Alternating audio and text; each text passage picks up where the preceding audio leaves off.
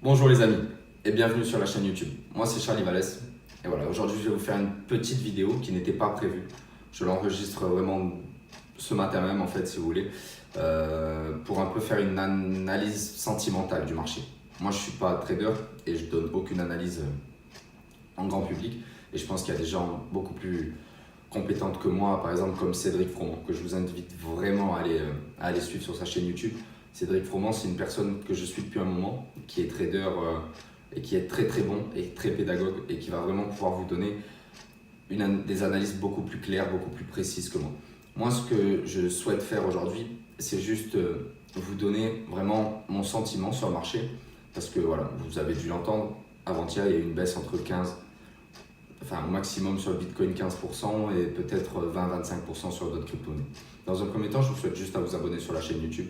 Après voilà, vous faites ce que vous voulez. Qu'est-ce qu'il s'est passé sur le marché? On n'en sait rien. On cherche toujours à avoir des explications, on cherche toujours à savoir pourquoi il y a une baisse. C'est compliqué de savoir. La seule chose que je peux vous dire, et c'est Cédric Froment qui me l'a fait remarquer, c'est que depuis 3 semaines, et ça c'est la 4e semaine, il y avait une baisse de volatilité. Plus aucun mouvement sur les marchés. Les marchés stagnent. Et voilà, ce qu'il faut comprendre sur le marché des crypto-monnaies comme sur d'autres marchés, mais surtout sur le marché des crypto-monnaies qui est très très volatile, qui fait que des hauts, des bas, etc. Il faut comprendre que quand il n'y a plus de volatilité, ça va exploser. Je l'ai dit sur Instagram il y a quelques jours, soit à la hausse, soit à la baisse, ça allait exploser. Malheureusement, c'était à la baisse. Après, ce qu'il faut comprendre, c'est que là, c'est la panique. La panique, pas pour les grands investisseurs, pas pour les grandes peut-être institutions ou en tout cas les gros traders avec de gros portefeuilles. C'est la panique pour les particuliers, les gens comme vous et moi.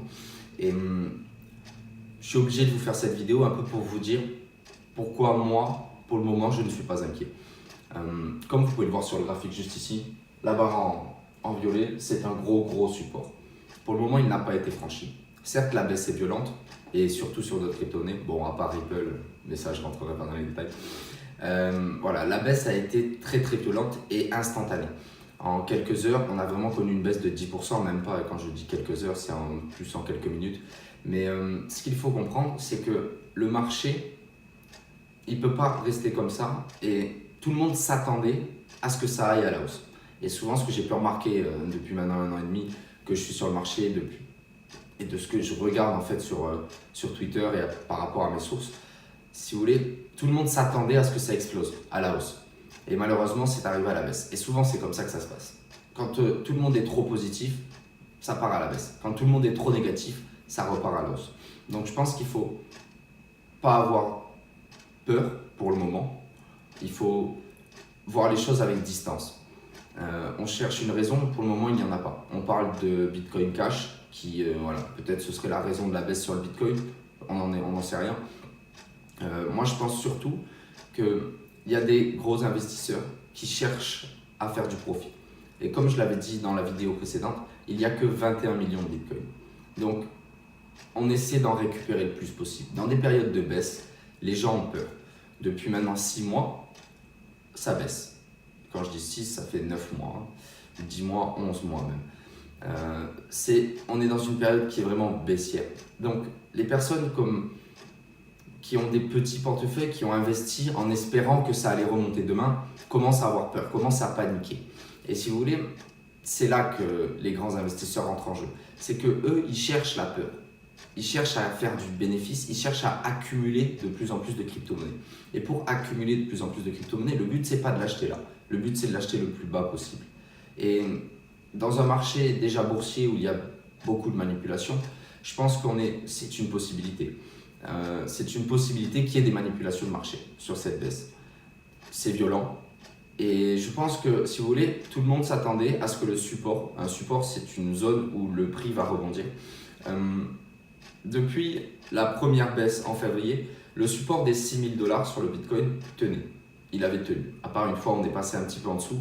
Mais en tout cas, on est repassé au-dessus. Donc, le support tenait. Et personne ne s'attendait à ce qu'on aille à la baisse. Et voilà. Donc, tout le monde a mis des stop-loss. Les stop-loss, c'est quoi? Si vous voulez, vous avez du Bitcoin.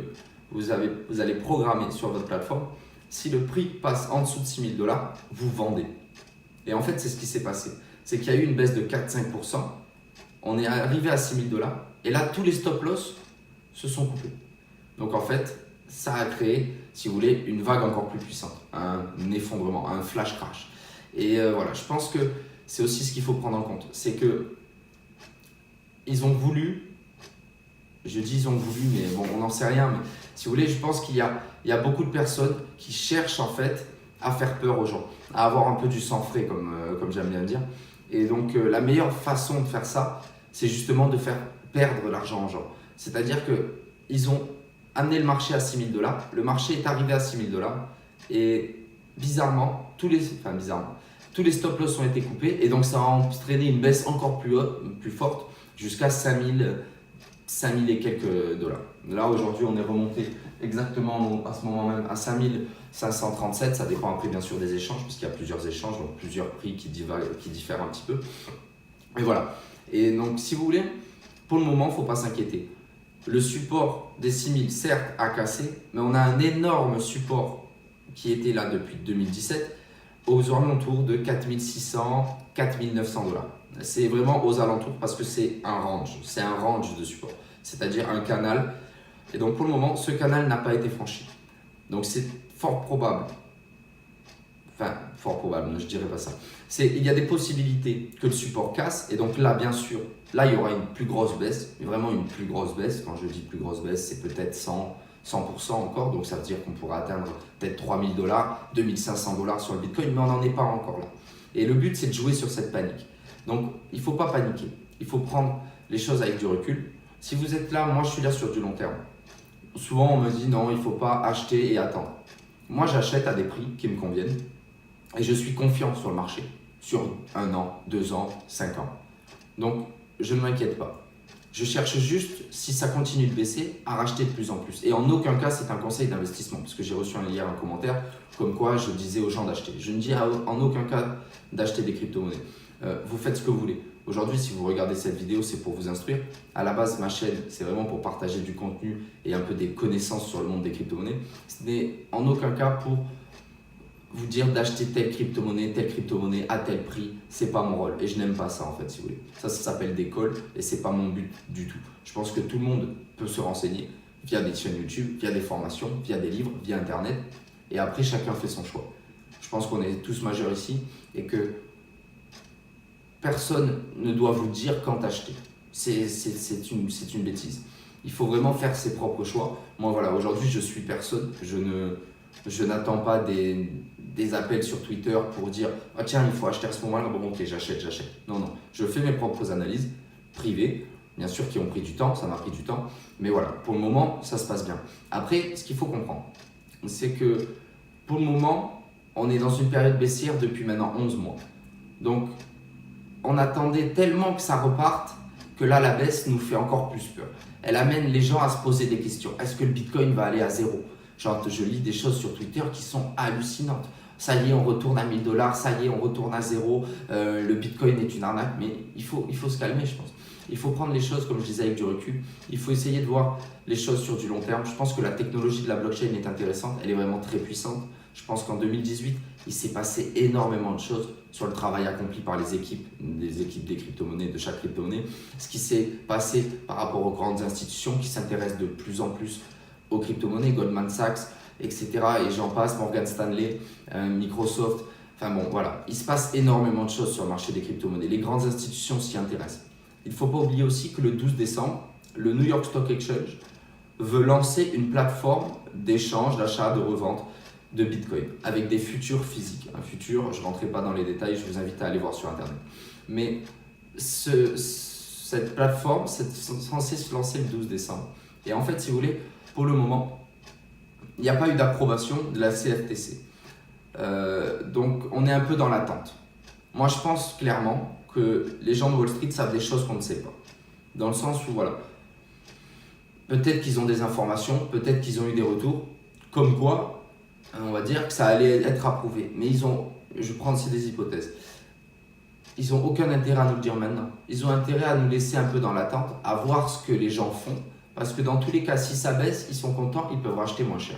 Et à l'inverse, si aujourd'hui c'est refusé, je pense que si on continue dans la baisse, cette non-approbation pour le New York Stock Exchange sera déjà pricé. Pricé, c'est-à-dire que le prix du Bitcoin a déjà pris en compte cette mauvaise nouvelle.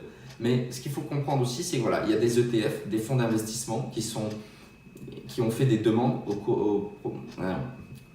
qui ont fait des demandes auprès de la SEC. Donc voilà, on attend toutes ces approbations, on attend ces validations. Et à force d'être dans l'attente, les gens ont peur, les gens commencent à s'impatienter. Et je pense que voilà, d'avoir touché les stop loss à 6 000 $, tout ça fait en fait, si vous voulez, que là on est dans la peur. On est dans la peur. Et je pense qu'on n'est pas loin de la capitulation. Peut-être qu'on n'y est pas encore. Moi j'espère vraiment, et je dis j'espère parce qu'on ne peut pas anticiper le marché. Anticiper le marché, c'est faire une bêtise. Nous, je pense qu'on essaie souvent d'anticiper le marché. Alors que les grands investisseurs n'anticipent pas le marché, ils font avec le marché, ils ont leurs propres analyses. C'est pour ça vraiment que je vous invite à aller voir Cédric Froment, qui est très très puissant dans ses analyses et qui est très mature en fait et qui ne joue pas avec ses émotions. Parce que le trading et l'investissement, il ne faut pas jouer avec ses émotions. Si vous commencez à jouer avec vos émotions, c'est là que vous allez perdre de l'argent. Il faut rester terre à terre, il faut rester pragmatique, dans le sens où voilà, si le marché passe en période haussière, on peut acheter. Si le marché est en période baissière, vous pouvez vendre à découvert, ou alors attendre un bon moment pour racheter. Mais il ne faut pas essayer de se dire, bon là on a atteint 6 000, on n'a pas cassé le support, maintenant j'achète. Non, parce que si ça casse le support demain, vous faites comment? Donc voilà. Après, il y a aussi des stop loss. C'est programmé en fait à quel moment je décide que ma position doit se clôturer pour éviter, pour minimiser mes pertes. En fait, si vous voulez. Ça s'appelle du money management. Je ne rentrerai pas dans les détails, mais en bourse ou en trading ou en investissement crypto, on ne sait jamais combien on va gagner. On cherche juste à savoir combien on ne va pas. On s'autorise à perdre. Et ça enlève toute l'émotion, ça enlève toute la peur, tous les risques en fait, si vous voulez, par rapport à ça. Moi, je fonctionne avec des stop loss sur quelques crypto-monnaies, pas sur toutes. Il y en a vraiment où j'ai des bons points d'entrée. Donc, j'ai acheté à des prix qui sont vraiment intéressants pour moi, qu'aujourd'hui, on n'a toujours pas atteint. Et même à la baisse, je parle. Donc voilà, il faut prendre les choses avec de la distance. Cette vidéo est un peu là pour peut-être vous calmer, mais aussi pour vous dire qu'on ne sait pas ce qui va se passer. On ne sait pas si demain, on va encore perdre 10%. On ne sait pas si demain, on reprendra 10%. Le Bitcoin fait des choses, comme vous l'avez pu voir en décembre 2017, novembre-décembre 2017. On est passé quand même de moins de 5 000 $ à 20 000 $ en un mois. Donc, je ne sais pas si vous vous rendez compte, tout est possible. Mais quand on a une possibilité comme ça à la hausse, il faut savoir qu'on l'a aussi à la baisse. On dit souvent qu'un arbre ne monte jamais jusqu'au ciel. Donc voilà, je conclurai là-dessus. Du coup, c'est une vidéo qui n'était pas du tout prévue. Je la fais vraiment comme ça, voilà, par rapport aux demandes, par rapport aux messages que j'ai reçus et par rapport surtout à ce que je vois sur Twitter, car tout le monde s'affole, tout le monde a peur. Et je pense que c'est ce que les gens puissants recherchent. Quand je dis puissants, c'est des gros portefeuilles. Donc voilà, cette vidéo est terminée. Je vous invite vraiment à vous abonner si vous avez apprécié la vidéo, à mettre un petit pouce bleu. Je fais du mieux pour vous donner les informations en temps réel sur ce coup-là. Pour le moment, on n'a pas d'infos sur la baisse. On sait que ça a baissé, on ne sait pas pourquoi. Il ne faut pas toujours trouver une raison. Ça, c'est la conclusion. Je vous prépare une petite vidéo aussi sur vraiment le fonctionnement de la blockchain. Je voulais la publier ce matin, mais bon, du coup, vu qu'il y a cette vidéo, je ferai ça sûrement dans le week-end, samedi ou dimanche. En tout cas, les amis, je vous souhaite une excellente journée. Bon courage pour cette période difficile. Mais vous inquiétez pas, de jours meilleurs sûrement arriveront. Et on dit souvent qu'une technologie ne peut pas être désinventée. On ne désinventera pas le Bitcoin. Le Bitcoin n'est pas une révolution, parce que quand je dis révolution, ça fait polémique. Mais le Bitcoin a des possibilités énormes en termes d'utilisation, en termes de monnaie, en termes de réserve de valeur. Il faut savoir que ça n'a que 10 ans. Donc pour le moment, c'est un marché immature. Donc c'est normal qu'on ait des mouvements comme ça. Et c'est normal aussi qu'il y ait des gens... N'écoutez pas tout le monde. Ne m'écoutez pas que moi, par exemple. Parce que je ne suis pas devin, je ne suis pas voyant et je ne suis pas le meilleur. Mais en tout cas, voilà les amis. J'espère que cette vidéo vous aura plu et je vous souhaite une excellente journée.